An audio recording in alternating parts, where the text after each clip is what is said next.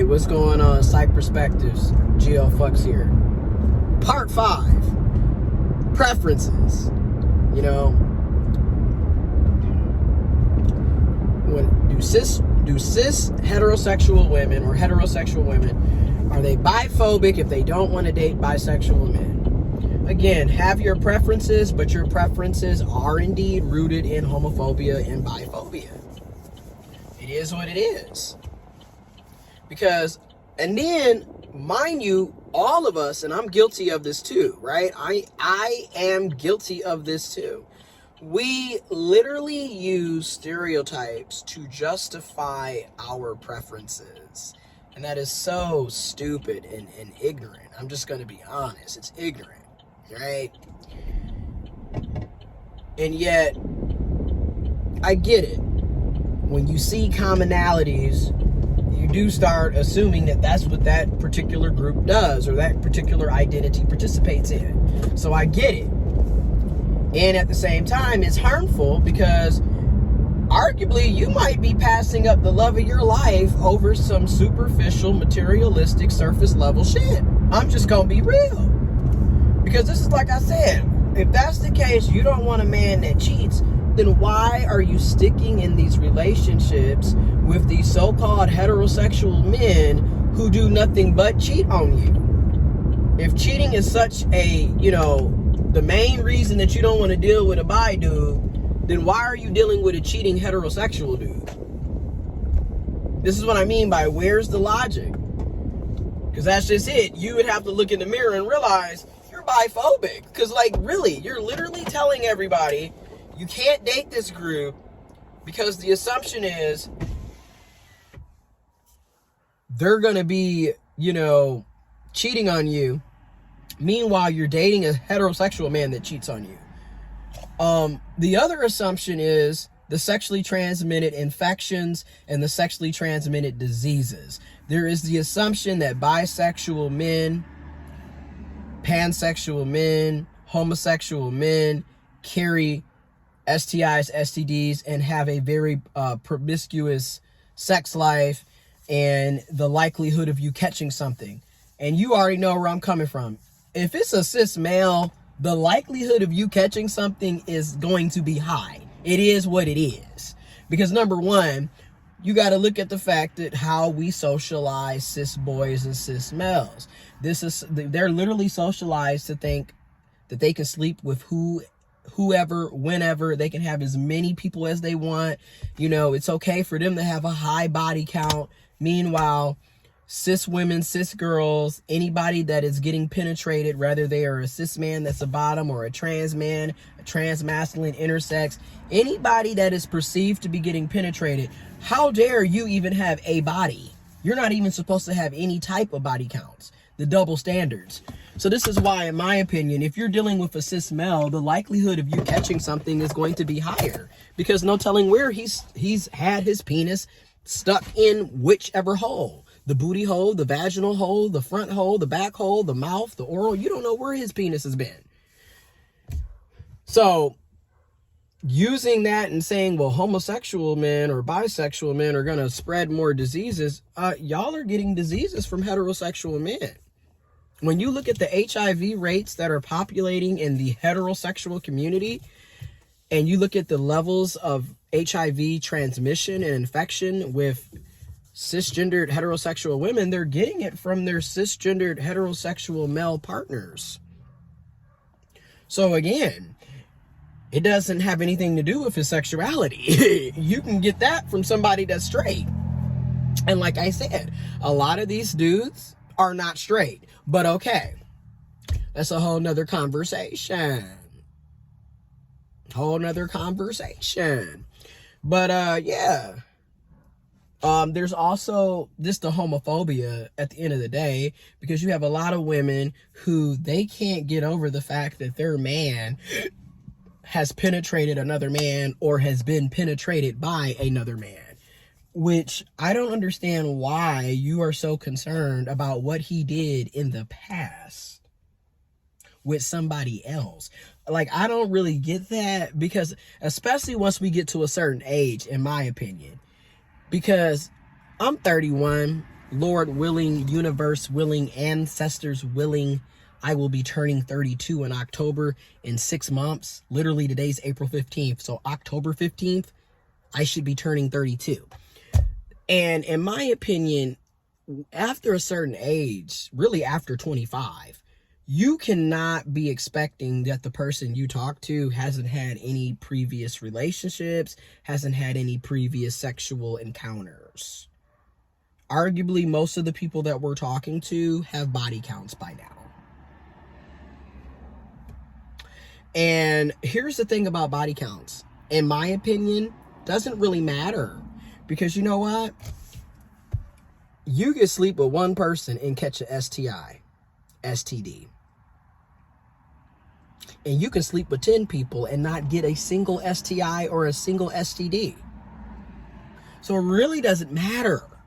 Not to mention, if y'all would get tested on a regular basis, use condoms, use contraceptives while they're legal, because, you know, right now with the Republicans, the Christo-fascists, the Christian fascists, the white supremacists, they don't want people to have condoms. They don't want people to have IUDs. They don't want you to have abortions. They don't want you to have bodily autonomy at all.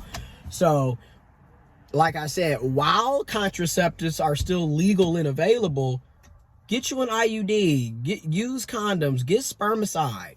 And I cannot stress this enough. Get on PrEP. PrEP. Okay, pre-exposure prophylaxis. It is a daily pill, whether you're taking Truvada, Descovy. They even got it now where you can get a shot every 2 months. Okay, they're making it more accessible, more affordable, more inclusive. I cannot stress it enough. PrEP is essentially like the Plan B pill. Or PrEP is essentially like the pregnancy, birth control pill, but to help you avoid contracting HIV. One daily pill or getting that shot every 2 months will help you avoid contracting HIV. And then they have PEP, which is essentially like the Plan B for HIV.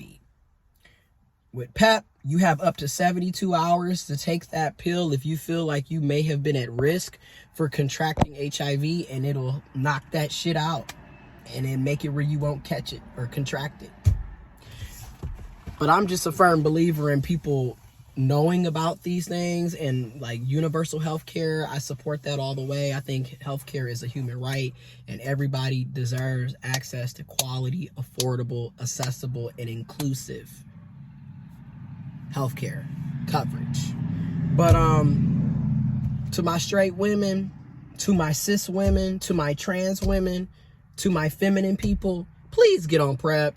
Because again, if you are dealing with people out here, especially in my opinion, if it's a cis male, you need to be on PrEP, because you don't know where he's been. That's just it. Niggas is lying about sexuality. Niggas is lying about body counts. Niggas is lying about having kids. Niggas is lying. So it's in your best advantage to protect you at all costs. You can't put all your trust into a dude. I'm just to a cis dude. It is what it is. Cis men will tell you one thing and then be doing the exact opposite in your face, and then gaslighting you about it later. Like, I'm just being real. Like, no. So, but again, HIV doesn't discriminate. Doesn't matter what your sexuality is. It doesn't matter if you had a body count before or you had no body counts. Doesn't matter, what your gender is. It will come and get you if you are not aware and protecting yourself, okay? But again, it's this assumption that, he was bent over. And then there's a lot of double standards, right? Because you'll have people be like, well, was he the one getting penetrated, or was he doing the penetration? And you will have people accept the top, okay? Because in the gay world, the top is the man that's penetrating the other man. So in this, again, it's very heteronormative, even though they're homosexual, bisexual, pansexual. And then it's very misogynistic, because again, the whole viewpoint is the person who's doing the penetrating is somehow more manly, more masculine, even though you're still fucking another dude. So there's, I mean, okay. But the viewpoint is he's not going to contract the disease or any diseases. Meanwhile, it's typically the person with the penis that's bringing the diseases and infections to people. Because think about it. Vaginas can't fuck themselves. Anuses can't fuck themselves. Mouths can't fuck themselves. It's a penis that's coming into the anal cavity, the vaginal canal, or into your esophagus. No, into your mouth. So, who's bringing what to who? Okay? It's kind of obvious here, right? Sperm comes to the egg, not the other way around. So a lot of times when people are contracting shit, it's because they're being penetrated by niggas that already have it. Okay? I'm just going to keep it real. So, just like now, there's already a study that basically is stating about 90% of cis men have HPV and don't even know it. Because nobody's testing them. Nobody thought to give them, you know, the vaccine. Nobody's thinking about testing them. And it's like, well, damn, how is somebody going to be getting HPV vaginally unless they're being penetrated by somebody who has a penis? Oh, okay, well, again, we live in a very stupid society, ignorant society. I'm just going to be honest. It's like, where is the logic? And then even with the birth control, in my opinion, should have been for cis men. Because again, you're the one bringing the sperm to the egg. And you're the one that doesn't seem to ever want to wear condoms.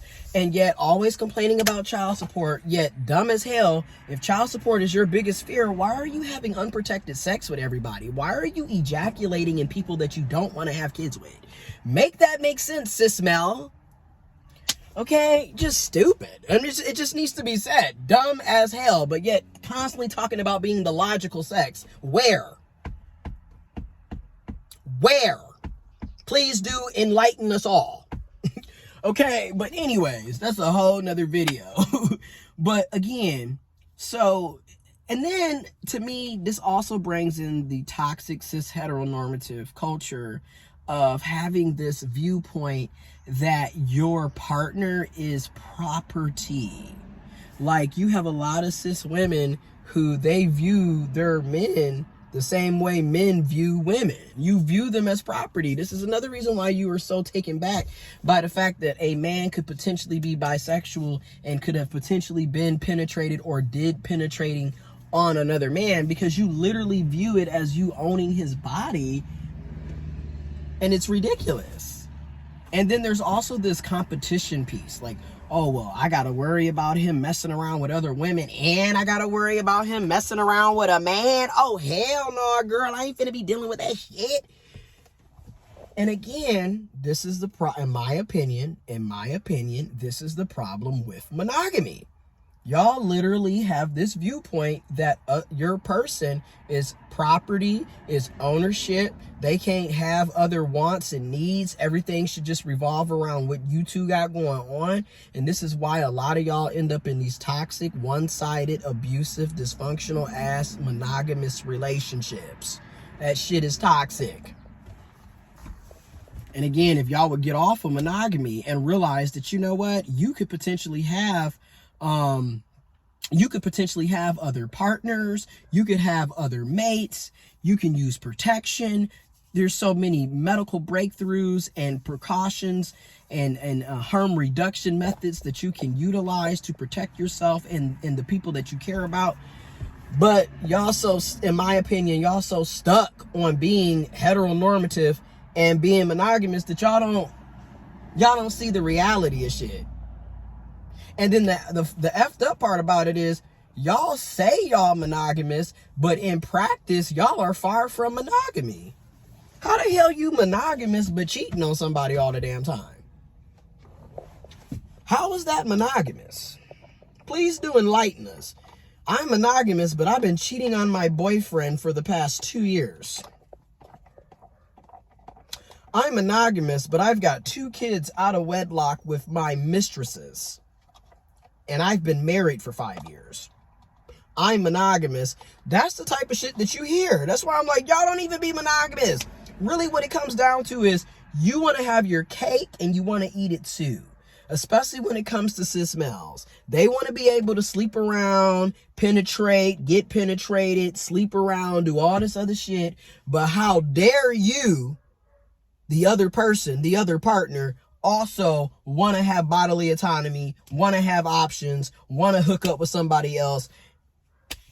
No, they want you to be a lapdog waiting around for them while they're out cheating on your ass and claiming to be monogamous. That's what they've been doing for centuries. That's why I'm like, the jig is up. The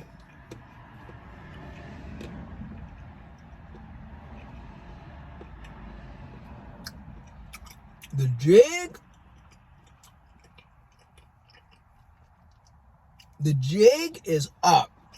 Everybody seeing what everybody doing.